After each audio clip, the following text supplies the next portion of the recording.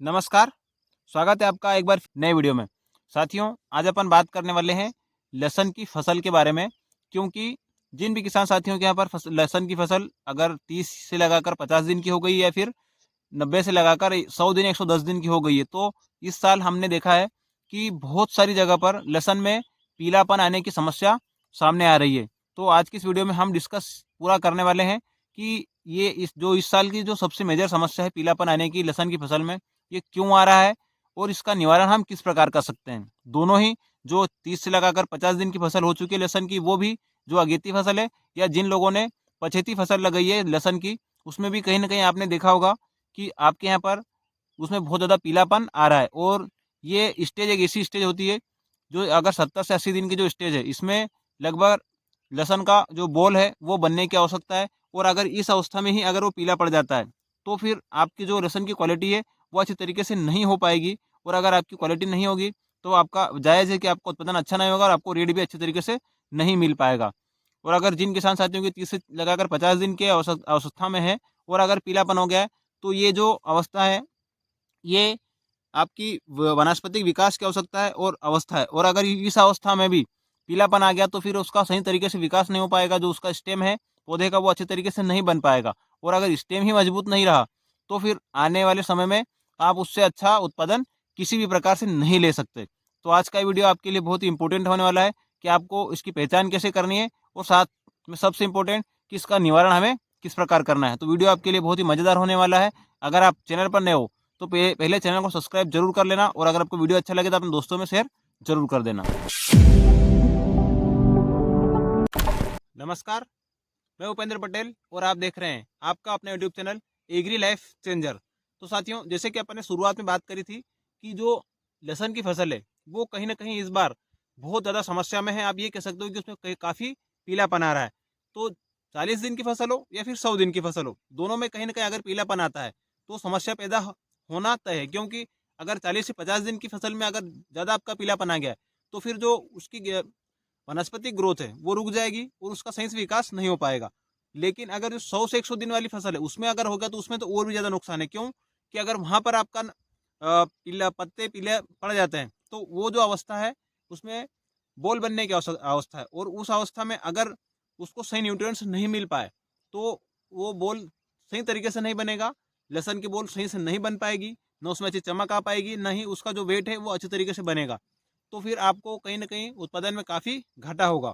तो आज अपन जो बात कर रहे हैं, लेकिन उससे पहले अपन ये समझें कि ये हो क्यों रहा है। तो साथियों, अपन जो निराकरण है उसकी बात बाद में करेंगे, लेकिन सबसे पहले बात कर लेते हैं कि ऐसा हो क्यों रहा है। क्योंकि हम हर साल लहसुन की फसल कर रहे हैं, और हमें इस इन चीज़ों का अगर जड़ से सफाया करना है, तो हमें सबसे पहले ये चीज़ देखना होगा कि ये हो क्यों रहा है।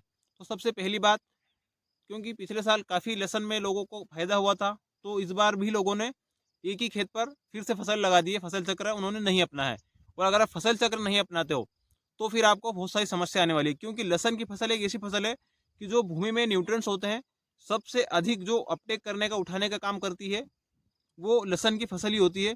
तो जो पिछले साल जिन किसान साथियों ने अपनी खेत पर लगा दी थी और फिर से लगाई है, एक तो ये सबसे बड़ा मेजर कारण है। क्योंकि अब भूमि में उस प्रकार से न्यूट्रिएंट्स नहीं है, और हम जो बेसिक चीज़ें हैं या फिर बेसिक फर्टिलाइजर हैं वही दे रहे हैं। अलग से हमने एक्स्ट्रा तो कुछ दिया नहीं है। तो जो हमें हमारी फसल को कहीं न कहीं बहुत सारे जो तत्व हैं उसकी कमी के कारण ये एक चीज़ तो हो रहा है। दूसरी चीज़ किस वजह से हो रहा है कि हमारे खेत पर अधिक नमी के कारण। क्योंकि अगर आपके खेत पर नमी अधिक हो जाएगी, तो या तो उसमें फंगस जनित समस्या अधिक आएगी, या फिर नेमाटोड जैसी समस्या आ रही है, जिससे कि उसमें कहीं न कहीं आपकी फसल काफ़ी पीली पड़ रही है। तो ये कुछ चीज़ें हैं जिस वजह से आपके खेत में बहुत ज़्यादा पीलापन आ रहा है। दूसरी चीज़, मौसम बिगड़ रहा है अभी। मौसम बिगड़ने से भी आपके खेत पर आपकी फसल को थोड़ा समस्या आ सकता है। लेकिन इस साल का मौसम अगर देखा जाए तो बहुत अच्छा रहा है। क्योंकि पहले जब ठंड की आवश्यकता नहीं थी तब ठंड नहीं थी, लेकिन जैसे ही ठंड की आवश्यकता लगने लगी, तो बहुत अच्छी मात्रा में ठंड भी गिरने लगी। तो लगभग तो आप ये कह सकते हो कि लहसुन की फसल के लिए मौसम पूरा फेवरेबल था। लेकिन ये जो 2-3 चीज़ें हैं जिस वजह से लहसुन की फसल में आपको ये पीलापन जो दिख रहा है, ये अधिक से अधिक मात्रा में हो गया है। तो हमें, और एक चीज़ आप ये भी नोटिस करेंगे कि जो आप ये अपने खेत पर फर्टिलाइज़र, न्यूट्रिएंट्स डाल रहे हैं, माइक्रो न्यूट्रिएंट्स, मैक्रो न्यूट्रिएंट्स ये दे रहे हैं, इनकी अधिकता मतलब कि जो फसल को आवश्यकता है वो नहीं देने के बजाय आप और दूसरे ग्रेड डाल रहे हैं और दूसरे खाद डाल रहे हैं, जिस वजह से उनको जो आवश्यकता है उसकी पूर्ति नहीं हो रही है। और अलग से आप भूमि में फालतू के फर्टिलाइजर डाल रहे हैं, जिससे कि भूमि या तो अम्लीय या क्षारीय हो रही है और आपके लहसुन में की जो फसल है उसमें कहीं ना कहीं पीलापन आपको नजर आ रहा है। तो ये 3 मेजर कारण है जिस वजह से ये चीज़ें हो रही है। अब बात करें कि हमें इसका निराकरण कैसे करना है, तो सबसे पहले बात कर लेते हैं जो 30 से 40 दिन की फसल हो चुकी है उसकी, क्योंकि सबसे इम्पोर्टेंट वही है कि अगर वेजिटेटिव जो ग्रोथ है या वनस्पतिक विकास है, इस अवस्था में अगर आपने आपकी फसल को नहीं संभाला तो फिर आपके लिए बहुत ज़्यादा परेशानी या प्रॉब्लम हो सकती है। क्योंकि ये एक समय है जो अपने पौधे का स्टेम होता है, इसमें पूरी तरीके से जो ऊर्जा होती है जो बाद में लहसुन की बॉल बनने में सहायक होती है, वो पूरी स्टेम में संग्रहित करके रखता है पौधा। और अगर अभी नहीं वो कर पाया, क्योंकि अगर पीला पत्ता पड़ जाएगा तो उसकी प्रकाश संश्लेषण की क्रिया ढंग से नहीं हो पाएगी और वो दिन में अच्छी तरीके से भोजन नहीं बनाएगा, तो उसका विकास भी नहीं होगा और वो जो ऊर्जा संग्रहित करता है स्टेम में, वो ऊर्जा भी संग्रहित नहीं कर पाएगा। तो ये फिर आपको उत्पादन में काफ़ी घाटा दे सकता है। तो ये 2 चीज़ें। अब हमें करना क्या है? तो अभी अपने को क्या करना है साथियों, सबसे पहले अपने को फर्टिलाइजर की बात करें कि फर्टिलाइजर किस प्रकार देना है। तो 1 बोरी यूरिया नाइट्रोजन देनी है। आप नाइट्रोजन कि दे सकते हो, एक तो जो यूरिया के माध्यम से या डीएपी के माध्यम से या फिर अमोनियम सल्फेट के माध्यम से। लेकिन अपने को यूरिया देनी है 1 बोरी। तो आप जोड़ सकते हो कि हमें किस प्रकार से किस माध्यम से देना है। और साथियों इस यूरिया का सबसे मेन काम होता है पत्तों का पीलापन दूर करना। लेकिन एक धारणा है, लेकिन और भी बात करें कि और भी कुछ रीज़न है जिस वजह से पत्ते पीले होते हैं, तो हमें और इसमें क्या डालना है।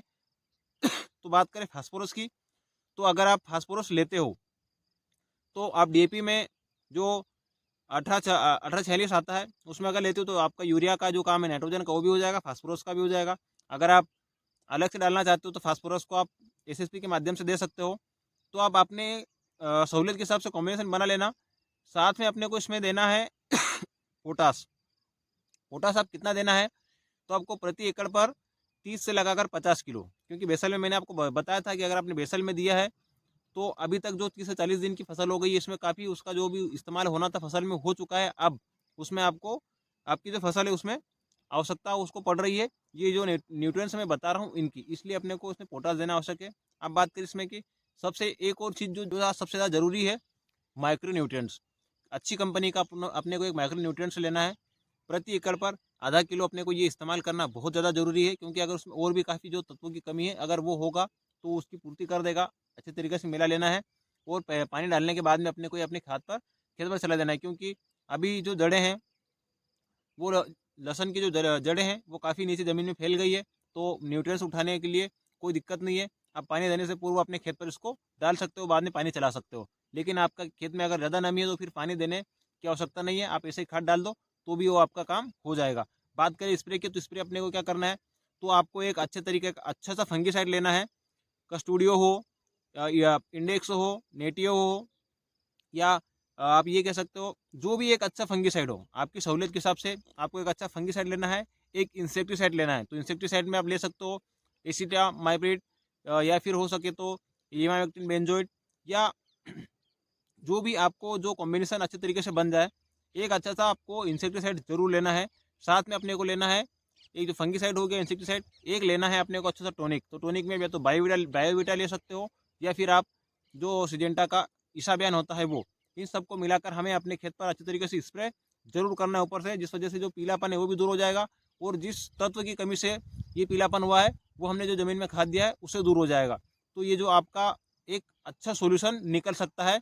लेकिन हमें इसमें तत्वों की मात्रा का जरूर ध्यान रखना है। अगर आप कम ज़्यादा करते हो तो आपको उस तरीके से फ़ायदा नहीं मिलेगा। आपको ओवरडोज बिल्कुल नहीं करना है, क्योंकि आपका खर्च बढ़ेगा, न तो आपका खर्च ही बढ़ेगा, आपको उससे अधिक फ़ायदा नहीं होने वाला है। इसलिए इन चीज़ों का अवश्य ध्यान रखें। अगर साथियों जानकारी अच्छी लगी वीडियो को लाइक करें, अपने दोस्तों में शेयर करें और चैनल को सब्सक्राइब जरूर करें। तो मिलते हैं एक और वीडियो में, तब तक के लिए जय श्री राम, जय हिंद।